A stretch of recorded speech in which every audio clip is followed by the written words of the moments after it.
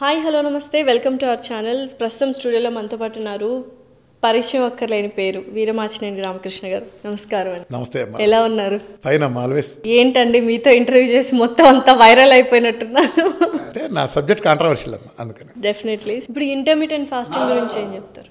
Intermediate fasting అంటే ఏంటి? నీకు ఒక సింపుల్గా అడుగుతుంది నేను క్వశ్చన్. అంటే ఒక లాంగ్ గ్యాప్ ఉంచి మిగతా టైంలో ఒక 8 గంటలు తింటాం, 16 గంటలు నువ్వు తీసేసి 8 గంటలు తింటాం అనుకో. ఇక్కడ పాయింట్ ఏమొస్తుందంటే నేను ఇంటర్మీడియట్ ఫాస్టింగ్లో బెదిస్తాను. నిజాన్ని నా డైట్ ఇంటర్మీడియట్ ఫాస్టింగే.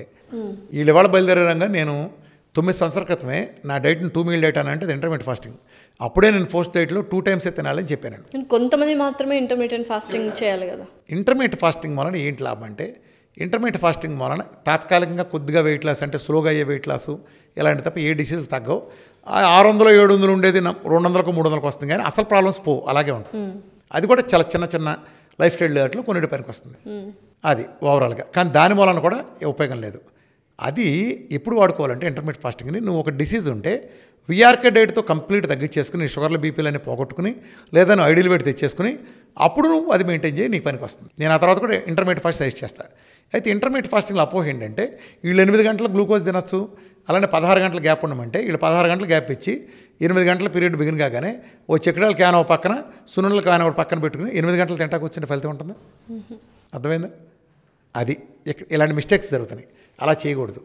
అందులో కూడా నువ్వు తినేది గ్లూకోజ్ లేని తినాలి, వీలైనంత వరకు గ్లూకోజ్ లేని, లేదా వెరీ లో కార్బ్. అసలు ప్రపంచంలో నో కార్బ్ ఉండదు. నా డైట్ కూడా చాలామంది తెలియదేమో, నో కార్బ్ ఉండదు. నో కార్బ్ ఛాన్స్ లేదు, లో కార్బ్ ఉంటుంది. ఎందుకని వెజిటేరియన్ అంతా కన్వర్టబుల్కి వెళ్తుంది. అలానే నువ్వు ఈవెన్ ఫ్యాట్తో సంబంధించిన కోడిగుడ్లు లాంటివి వండినా వంట ప్రాసెస్లో కూడా నీకు కార్బ్స్ యాడ్ అవుతాయి కదా. సో కార్బ్ లేకుండా కుదరదు.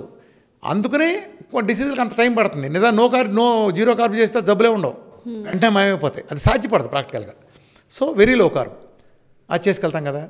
అందుకని ఈ డైట్లలో లో కార్బ్ డైట్లలో వాటి రెగ్యులర్ వాటి వల్ల ఏంటంటే ఒక మెయింటెనెన్స్ వచ్చినా చేసుకోవాలి.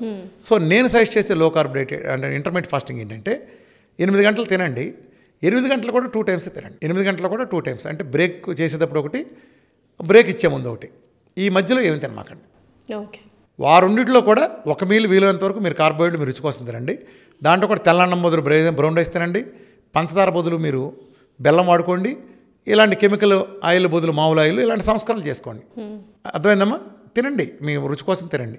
రెండో దాంట్లో సెమీగా ఫ్రూట్స్, నట్స్, నాన్ వెజిటేరియన్ మొక్కలు, అంటే కార్బోహైడ్రేట్ కొంత తక్కువగా, బాగా తక్కువగా ఉండేది చూసుకోండి. మొదటి దానికంటే ఇది కార్బోహైడ్రేట్ తక్కువ ఉండేది చూసుకోండి, తినండి. కాకపోతే ఫ్రూట్స్ లాంటివో, నట్స్ లాంటివో, డ్రై ఫ్రూట్స్ ఇలాంటివి తీసుకోండి. ఇలా చేస్తే నీళ్లు 4 నుంచి 5 లీటర్లు తీసుకోండి. ఇట్లాంటివి చేస్తే మన ఆరోగ్యానికి. అలానే నిద్ర 6 నుంచి 7 గంటలు నిద్రపోవటం, సౌండ్ స్లీపు, చిరుచెమటన్నా పట్టేంత శారీరక శ్రమ, అట్లనే ఫ్యాట్, ఎనఫ్ ఫ్యాట్, కార్బోహైడ్రేట్ తగ్గించిన ఫ్యాట్, అంతే కార్బోహైడ్రేట్ కలిపిన స్వీట్లో వేసే ఫ్యాట్ కాదు. Thank you very much. Thank you sir.